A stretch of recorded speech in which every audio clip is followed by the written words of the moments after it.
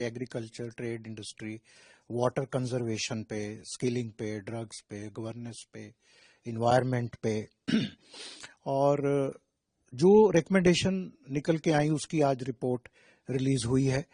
Agriculture में जैसे हम समझते हैं कि वाटर लेवल अफेक्टेड है, आर्सेनिक है, पैडी का है, उसमें डायरेक्ट सीडिंग होना चाहिए, पर कहीं ना कहीं किसान को इंसेंटिव देना पड़ेगा। पर इस रिपोर्ट की थ्रस्ट है कि हम मिलेट्स की तरफ जाएं और फ्रूट वेजिटेबल्स की तरफ जाएं, पल्सेस ऑयल सीड की तरफ जाएं। उसके लिए इंसेंटिव भी किसान को देना जरूरी है और साथ ही हमने इसमें रिकमेंड किया है कि जो मिड डे मील है जैसे उसमें मिलेट शुड बी इंक्लूडेड। जो 5 kg राशन जो स्कीम है उसमें भी ये ऐसी चीजें होंगी, तभी किसान को तो चाहिए कि जब उगाएगा तो उसका बिकना चाहिए। और जो पंजाब में एक भी सक्सेसफुल या एक आधे को छोड़ के एग्री फूड पार्क नहीं है, तो agri food, Punjab is food bowl of India, तो एग्री फूड पार्क बनने चाहिए मैक्रो लेवल पे। और साथ में हमने ये भी रिकमेंड किया है कि टर्शरी लेवल पे, क्योंकि एफपीओ का तो डेफिनेशन है कि 300 किसान होने चाहिए, बड़ा रियलिटी में मुश्किल है।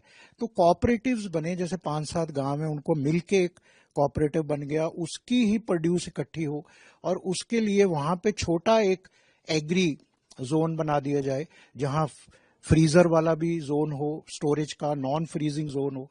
साथ ही जैसे फ्लावर मिल है, ऑयल एक्सट्रैक्शन मशीन है, जो ज्यादा कोई इन्वेस्टमेंट की जरूरत नहीं है, पैकेजिंग है, ग्रेडिंग है, दालों की, तेल की, हनी की, ये सारी चीजें वहां पैकेज होके वो गांव जो क्लस्टर है वो मार्केट में बेचे, तभी किसान की आमदनी में फायदा होगा।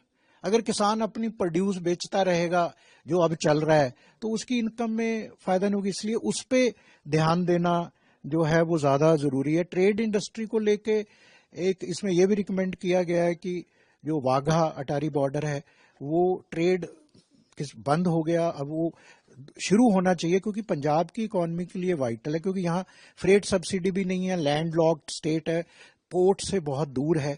तो ये ट्रेड खुलने से जो है, it is not a issue of India and Pakistan, it's a issue of Punjab, Haryana, Himachal going up to Afghanistan and CIS countries और ईरान तक। अभी तो ये सारा वेस्ट, ये जो एशिया है, जो पुराना स्पाइस रूट, सिल्क रूट, तो उसकी बड़ी इंपॉर्टेंट है। और पंजाब में इतने IT ग्रेजुएट्स हैं, और लेकिन दुख की बात है कि कोई यहाँ काम नहीं करता, वो हैदराबाद जा रहे हैं।